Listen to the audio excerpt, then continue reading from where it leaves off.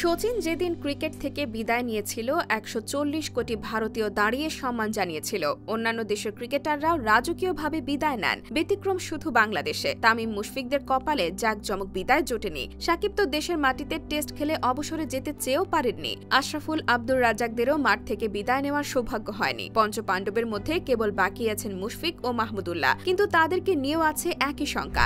বাংলাদেশের নামকরা ক্রিকেটারদের মধ্যে সবশেষ ঘোষণা দিয়ে মাঠ থেকে ক্রিকেটকে বিদায় বলেছিলেন খালেদ মাহমুদ সুজন। কিন্তু কেন এমন হয়? কেন দেশের ক্রিকেটের উজ্জ্বল তারকারা মাঠ থেকে সম্মানের সাথে বিদায় নিতে পারেন না? বলা যায় ২২ গজ থেকে সম্মানজনক বিদায় সংস্কৃতিটা বাংলাদেশে তৈরি হয়নি। বিতর্ক, সমালোচনা ও মনোমালিন্যের বেড়াজালে ক্রিকেটাররাও এই বিষয়টা অত জোর দেননি। বাংলাদেশ দলের অন্যতম সফল অধিনায়ক হওয়ার পরও হাবিবুল বাশার সুমন সম্মানজনক বিদায় পাননি। ইন্ডিয়ান ক্রিকেট লিগ তথা ISL এ নাম লিখিয়ে তিনি নিষিদ্ধ হয়েছিলেন। এরপর ফিরে এলেও ভালো কোনো বিদায় পাওয়া হয়নি তার। একই পরিণতি হয়েছিল মোহাম্মদ রফিকের ক্ষেত্রেও। সাকিব, রাজ্জাকদের আগে তিনি ছিলেন টাইগার ক্রিকেটের সবচেয়ে সফল স্পিনার। দেশকে বহু আনন্দে ভাসানো রফিক ক্রিকেট ছেড়েছিলেন ২০০৮ সালে, তবে ঘোষণা দিয়ে মাঠ থেকে সম্মানজনক বিদায় নিতে পারেননি। বাংলাদেশ ক্রিকেটের প্রথম সুপারস্টার ভাবা হতো মোহাম্মদ আশরাফুলকে। ২০১৩ সালে নিষিদ্ধ হয়ে এক প্রকার আড়ালেই চলে গিয়েছেন তিনি। এরপর মাঠে ফেরারও চেষ্টা চালিয়েছেন, কিন্তু বিরতি নেওয়ার পর পুরনো অ্যাশকে আর খুঁজে পাওয়া যায়নি। একটা সময় বাংলাদেশের বোলিং লাইন আপের সাফল্য নির্ভর করত স্পিনার আব্দুর রাজ্জাকের ওপর।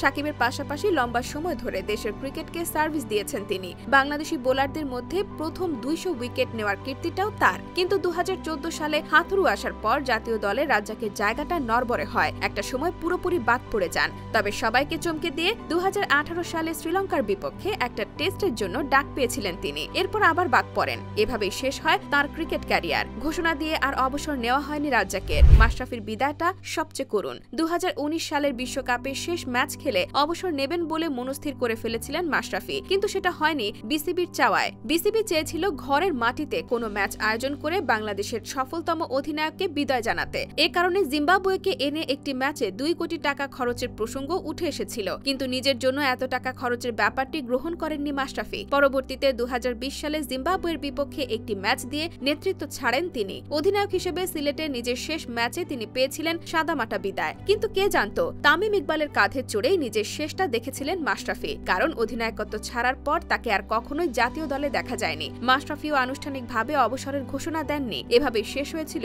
পঞ্চপাণ্ডবের মধ্যে প্রথম পাণ্ডবের আন্তর্জাতিক ক্রিকেট ক্যারিয়ার। সম্প্রতি ক্রিকেটারদের মাঝে ফেসবুকে ঘোষণা দিয়ে বিদায়ের প্রবণতাও দেখা যাচ্ছে। ২০২২ সালের জুলাই মাসে এক সংক্ষিপ্ত স্ট্যাটাস দিয়ে টি-20 ফরম্যাটকে বিদায় জানান তামিম। এর কয়েক মাস পরই একইভাবে টি-20 ফরম্যাট থেকে সরে দাঁড়ান মুশফিকুর রহিম। টি-20 থেকে বিদায় নিলেও ওয়ানডে তামিম নিয়মিতই খেলছেন। এমনকি ২০২৩ সালের অর্ধেকটা সময়ও বাংলাদেশের ওয়ানডে অধিনায়ক ছিলেন তিনি। সে বছরের জুলাইতে আফগানিস্তান সিরিজের মাঝে ব্যাটিং অর্ডার প্রসঙ্গ এবং অফ ফর্মের সমালোচনায় হুট করে অবসরের ঘোষণা দেন। এরপরের দিনই সাবেক প্রধানমন্ত্রীর হস্তক্ষেপে তিনি অবসর ভাঙেন। তবে তামিমের ফিরে আসাটা সুখকর হয়নি। ফেরার পর কেবল ২০২৩ সালের সেপ্টেম্বরে নিউজিল্যান্ডের বিপক্ষে ওয়ানডে সিরিজ খেলেছেন তিনি। এরপর বিশ্বকাপেও ছিলেন না। ২০২৪ বিপিএল এ ভালো করার পর জাতীয় দলে ফেরার সম্ভাবনা ছিল, তবে সেটা আর হয়নি। এমনই আরেক বিপিএল এর মাঝে ফেসবুকে পোস্ট দিয়ে আন্তর্জাতিক ক্যারিয়ারের ইতি টানলেন খান সাহেব, যে বিদায়টাও মাঠ থেকে হলো না।